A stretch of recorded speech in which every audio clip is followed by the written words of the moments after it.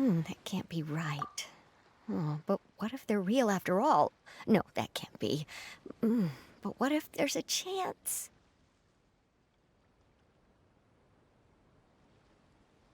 Greetings, miss. Is there something that's bothering you? Oh, no, it's nothing. I'm Della Roche, the representative of the Fontaine Fishing Association. How can I help you? Oh, so you're adventurers. Oh, finally. Someone has heard my prayers. Paimon could tell you were really bothered by something. Don't worry, you've got two super experienced adventurers right here. We'll take care of anything and everything for you as long as you pay us a little bit of mora. Oh, you are exactly the helpers I need.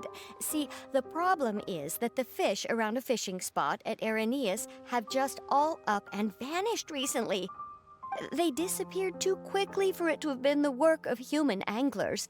As the representative of the Fishing Association, I had planned to go and investigate the area right away. Right, but unfortunately, as the representative of the Fishing Association, there are a few other errands that I absolutely have to run. So you'd like us to investigate the spot for you? exactly, you're right on the Mora. So I thought I could delegate this work to you. Are you two some kind of prophets, knowing exactly what I was going to say like that? Or maybe like the oracles you read about in fairy tales? Yeah, we're just really experienced in this kind of thing, that's all. Well, I'm glad to hear it. I'll get a good night's sleep knowing the two of you are on the case. But don't we just need to investigate the missing fish?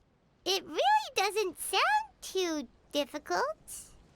No, you mustn't let your guard down. As the representative of the Fishing Association, I have good reason to believe that the fish have gone missing due to an encounter with the water imps. Yes, you're both Outlanders, right? Our local fairy tales often speak of a terrifying underwater creature called Thelxie. The story our parents would tell us was always the same. If we went to the water alone, then we'd be snatched away and eaten by a water imp called Thelxie. A child-eating water imp? Did they tell you what it looked like? My father would always describe it as a beautiful, multicolored snake woman, while my mother said it had a handsome face. It's really strange, though, because you'd also hear other people describe it as just a chubby penguin with a deceptive appearance. Even though the tales vary regarding its appearance, everyone agrees that it's really dangerous. It lives in an underwater cave surrounded by pallid bones and uses its sensitive nose to track down lonely children who've lost their way. And once it finds a child, it uses its alluring singing voice to lure them into the water before swallowing them all. Pretty terrifying, isn't it? Sounds kinda scary. But isn't that pretty normal for a fairy tale? After all, those kinds of stories are usually made up to help keep children away from danger. But what if the fairy tale was inspired by a real-life tale, just like how a water vein always has a source? Well, I wouldn't call it evidence per se, but I've heard some rumors lately. They say that someone recently saw a child walk into the water as if he was possessed by something. Doesn't that sound just like he was responding to the call of a water imp? So you mean someone really got eaten by a water imp? It's all hearsay, so it's hard to confirm. But still, they all say this happened on Araneus. That's no laughing matter if you ask me. Both the Opera House and the Fountain of Lucine were built there, and the sources of many water veins can be traced to the island as well. Combine that with the mysterious mist, the huge tree with expansive underground roots, and the rumor that the fish-eps on the island can understand human language. Is it really so shocking that an island so shrouded in mystery could harbor a terrifying water imp as well? Why does Paimon feel like you're pulling our leg? You're just piling on the rumors now. Still, if someone's really been hurt, then we can't just ignore the situation, right, Traveler? Oh, marvelous. Then I'll just mark the stretch of water on your map. Don't forget that no matter what, safety always comes first.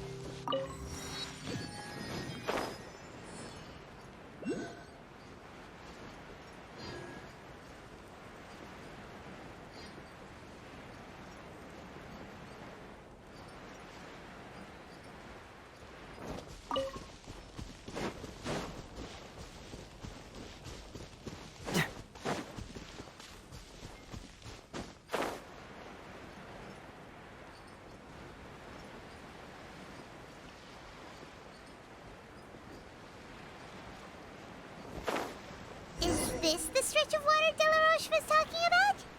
It looks really peaceful. Huh? Look, there are some footprints over there.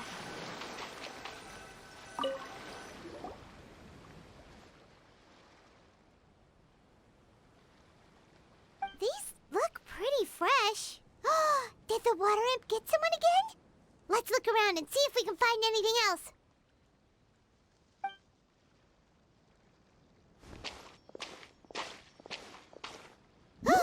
Wait!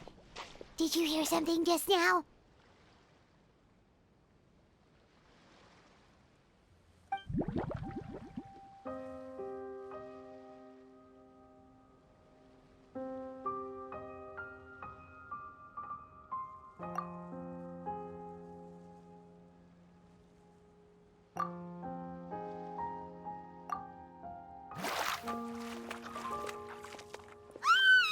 What is that? Don't come any closer! Paimon? Traveler? I'm sorry. I forgot I was still wearing this.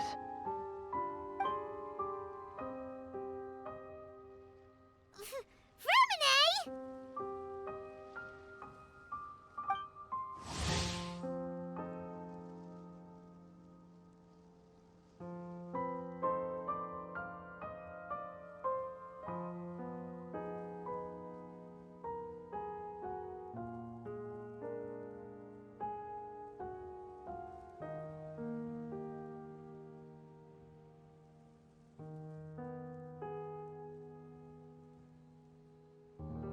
Paimon, are you okay?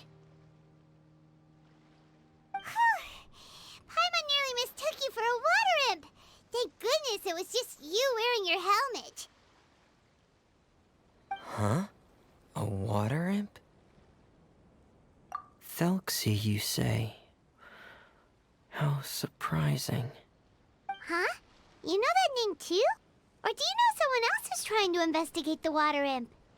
No, I think our situations are probably unrelated. Sure, if that's in order. I know the name because of one of my employers. She noticed the clockwork penguins I brought to the workshop and contacted me through the shop's owner. She has commissioned me to make a special toy.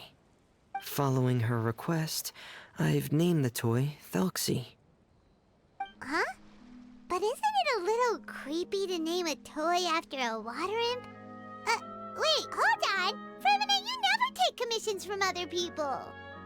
Yeah, but, she made a special request, but out of respect for her privacy, I can't really talk about it.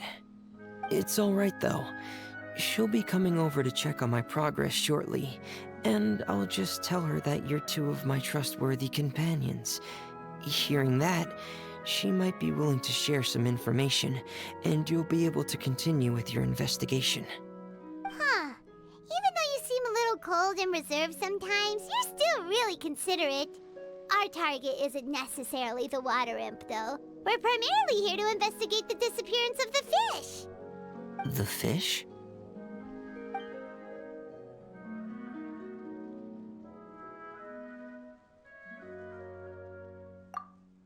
Ah, I think I may have connected the dots. These past few weeks, I've been taking Thelxie for underwater testing every day. The pressure testing makes a lot of noise. So, all that about the disappearing fish? Well, it was probably because of me. So that's all it was? That actually makes a lot of sense. Wait, so could that mean the child we heard about who walked into the water was also... Yes, I think that's quite likely as well. Whew. So in the end, it was just Fremine.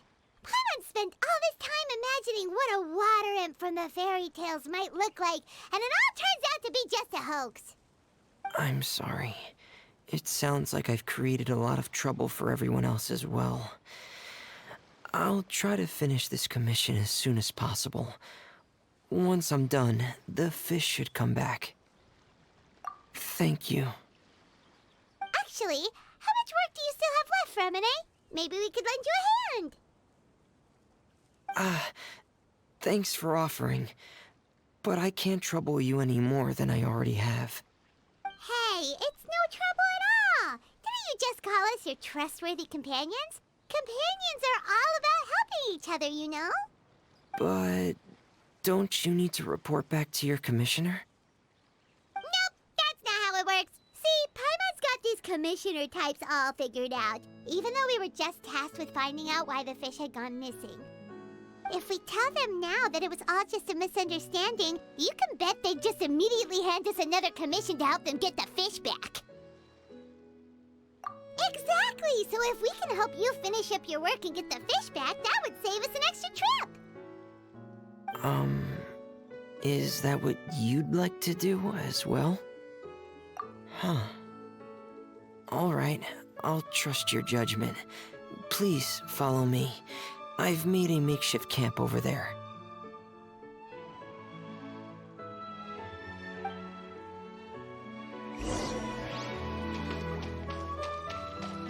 I've stored Thelxie in the tent. He can respond to some simple verbal commands. You can try calling his name and see if he'll come over. Whoa, sounds pretty advanced. Let Paimon give it a try. Hey, Felxie, are you there?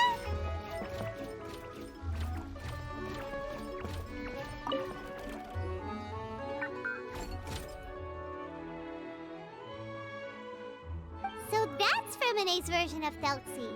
It's also penguin-shaped, just like Pear. Yep. Had Thelxie lived in Penguin Town, he'd probably have become great friends with Pear. It's not really anywhere famous or important. Don't worry about it. Hey, Felxie. Nice to meet you. Do you know how to say hello?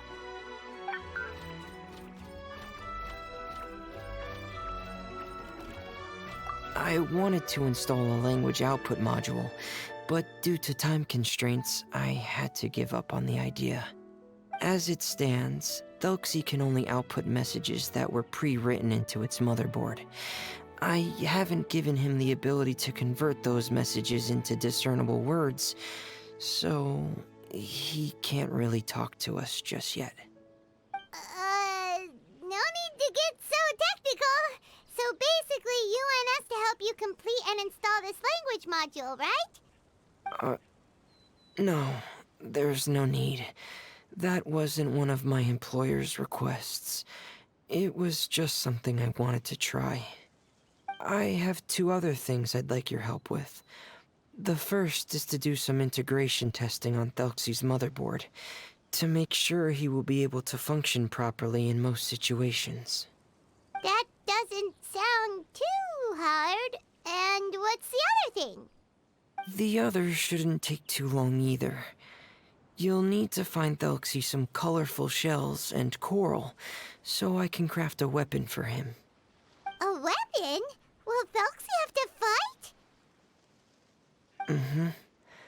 Thelxie will need to be able to charge forward with a weapon in hand, like that brave prince of legend. It's a part of my employer's request. What an imaginative employer! Naming Felxie after a water imp, but wanting him to look like a prince? Well, regardless of his role or species, Thelxie's purpose is the same. Just like Pear, he has come to this world to serve as somebody's companion.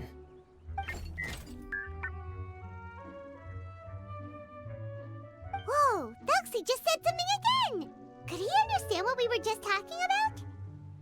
He can react to certain key words, but unfortunately, due to the lack of a translation module, he still can't quite communicate with us.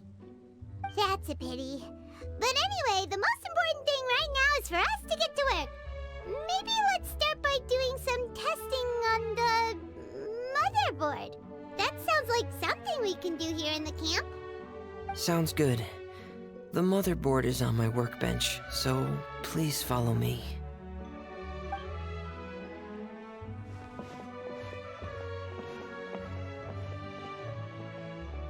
Ah, here we go. I have this testing manual, so feel free to reference it if you get stuck. Want to give it a try? It's okay if you don't succeed immediately. I've got a lot of backup boards just in case.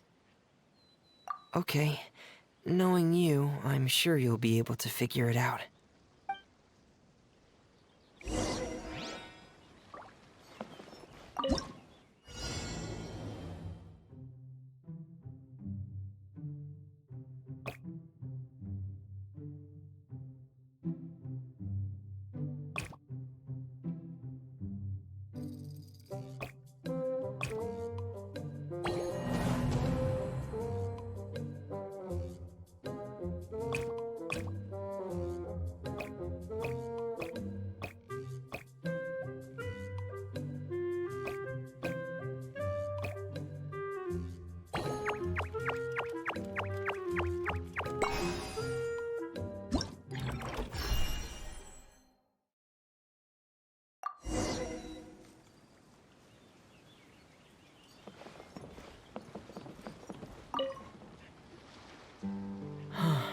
You're doing well. Just as I expected. We've taken on a lot of similar tasks before, you know. Then let's move on to the underwater part. It's just as I mentioned earlier. We're after colorful shells and coral. Oh, speaking of which, you're both already pretty used to Fontaine's underwater environment, right? Okay, that's good. Just let me know if you ever feel uncomfortable. I'll make sure to stay right by your side.